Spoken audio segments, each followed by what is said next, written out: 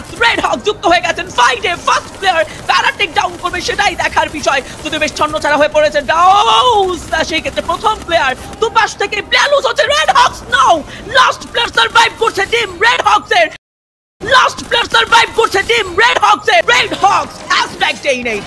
Eliminate হয়েছে এটা একটা ধাক্কা টিমের জন্য এটা পুরো বাংলাদেশের জন্য আরো একটি ধাক্কা এটা পুরো বাংলাদেশের জন্য আরো একটি ধাক্কা গাইস কি বলবো কোথা থেকে শুরু করব কিছুই বুঝতে পারতেছি না ফ্লিকারের এত সুন্দর স্নাইপিং কভার নেজাদের এত ফাস্ট রিভাইভ কভার ব্লেডের কামানের গতিতে অ্যাটাকিং স্টাইল কুট্টু সবকিছু মিলিয়ে এখন বর্তমানে আরএসকে তথা যেটাকে আমরা বর্তমানে ওয়ান কাইন্ড অফ ইনডিরেক্টলি বলতেছি আমাদের বাংলাদেশের সম্মান গৌরব সম্পদ তারা আমাদেরকে কেন একটা ওয়ার্ল্ড কাপ উপহার দিতে পারলো না আসলে কমতিরা কোথায় ছিল কমতিরা কি আসলে তাদের ভিতরে না অন্য কোথায় ছিল রেড হকস যেভাবেই হোক না কেন এই গল্পের সমাপ্তি এখন ইতি টানা যাবে না ফ্লিকার তবে কি আজকের দিন আরো একটা ব্যর্থতা আমরা দেখতে পাবো কিনা আমরা এখন আপসেট হচ্ছি না 12 নম্বর টিম হিসেবে আরএসকে ফিনিশ হয়েছে এই ম্যাচে যেটা অপ্রত্যাশিত যেটা আমরা কেউই চাইনি কেউই চাচ্ছি না so hey guys welcome back I hope guys তোমরা সকলেই ভালো আছো এন্ড আমি ভালো নাই ভাই আমি জানি যে তোমরাও ভালো নাই কারণ প্রতিটা পুরুষ মানুষের মনে একটা না একটা দুঃখ কষ্ট অলওয়েজ লেগেই থাকে তারপরও তারা জাস্ট ফর্মালিটি দেখানোর জন্য অলসো বলে আলহামদুলিল্লাহ ভালো আছি হয় তাদের মনে ফ্যামিলি কষ্ট দিয়ে থাকে ফ্যামিলির কষ্ট বা দুঃখ কষ্ট তাদের মনে চাপা থাকে আদারওয়াইজ তাদের মনে সমাজের কষ্ট চাপা থাকে আর এখন বর্তমানে আমরা যারা গেমার আছি আমাদের মনে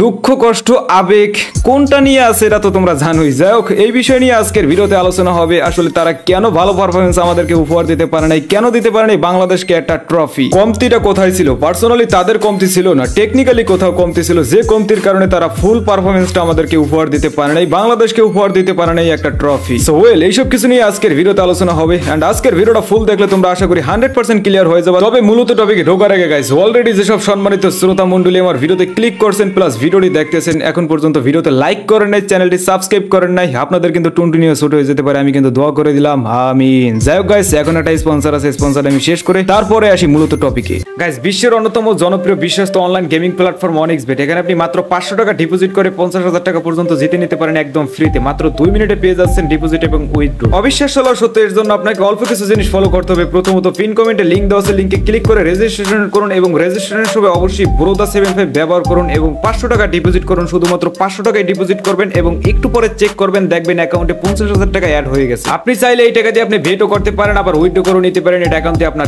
আবার আপনি আপনার ফ্রেন্ডকে ইনভাইট করে টাকা ইনকাম করতে পারেন রয়েছে জন্মদিন বোনাস যাই হোক তো পিন কমেন্টে লিংক দেওয়া আছে এখনই যান এন্ড রেজিস্ট্রেশন করে ফেলেন সো ওয়েল গাইস এখন আসলে মেইন পয়েন্টে কেনই বা তারা ভালো পারফরম্যান্স করতে পারে নাই আমাদেরকে উপহার দিতে পারেনি একটা বিশ্ব ট্রফি বা বিশ্ব কাপ যাই বলো তো আসলে কমতিটা কোথায় ছিল কমতিটা কি আসলে পার্সোনালি তাদের ছিল না টেকনিক্যালি কোনো কমতি ছিল ওয়েট গাইস কমতিটা ছিল তাদের আত্মবিশ্বাস পূর্ব অভিজ্ঞতা বা এক্সপেরিয়েন্স তারা যে খারাপ প্লেয়ার বিষয়টা মোটেও এমন না তারা যথেষ্ট ভালো প্লেয়ার যথেষ্ট ভালো খেলছে বাট তারপরও আমাদের মনে সামহাও একটা কোশ্চেন থেকে যায় সেটা হচ্ছে তাদের যেই রূপটা আমরা দেখছি বাংলাদেশে যে রকমের গেম প্লে স্কিল দেখছি সেই সেম লেভেলের গেম প্লে স্কিল এখন বর্তমানে ওয়ার্ল্ডের মঞ্চে দেখতে পাইনি আমরা মিস করছি মিসিং ছিল এখন কোশ্চেন আসতে পারে ভাই কেনই বা দেখতে পারলাম না মিসিং কেন ছিল কারণ ভাই ওই যে একটু আগে বলছিলাম পূর্ব অভিজ্ঞতা বা এক্সপেরিয়েন্স ম্যাচটা আমরা অনেক বেশি এক্সাইটেড ছিলাম মিলের ফাইটটা দেখার পরে আমরা ভাবছিলাম আজকে দিনে বুধই আরএসকেরা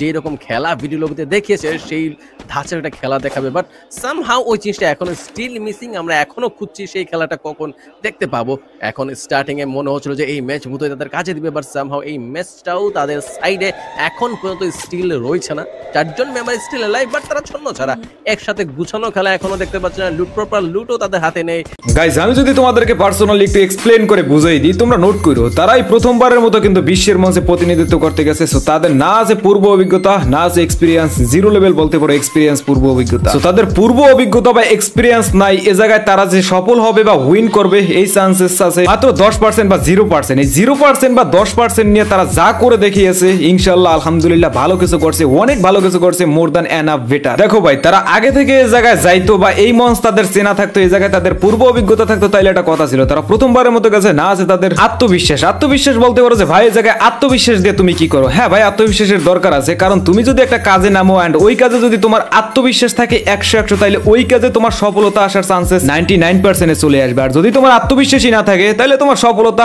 গোয়া মারা। যাই হোক, বুঝলে বুঝপাতা, না বুঝলে তেজপাতা। আর আজকে তাদের সম্পূর্ণটা দেওয়ার চেষ্টা করছে আমাদেরকে একটা ট্রফি উপহার দেওয়ার, আমাদেরকে একটু সম্মান উপহার দেওয়ার, যাতে পুরো বিশ্বের কাছে আমাদের বাংলাদেশটা এমন ভাবে রিপ্রেজেন্ট হয় যে এবারের 2025 সালের কাপ নিছে আর এইচকে ফর বাংলাদেশ। তো এমনটা অবভিয়াসলি হবে গাইস, নেক্সট টাইম হবে। এই প্রথমবারের মতো গেছে, এই প্রথমবারের মতো তারা একটা ভালো এক্সপিরিয়েন্স আশা করি ওখান থেকে গেইন করে নিয়ে আসছে, মানে তারা নিয়ে আসছে, শিখে আসছে, যেগুলো কাজে লাগিয়ে আশা করি গাইস তারা আমাদেরকে নেক্সট টাইম ভালো কিছু উপহার দিবে। তারপরে গাইস সবকিছুর পরে গাইস তারা বাংলাদেশের জন্য কি আসলে কিচ্ছু করতে পারে নাই। ওয়েট গাইস, তোমরা ক্লিপ দেখো। We've got our Bangladeshi boys in the house as well. Red Hawks, make some noise, baby!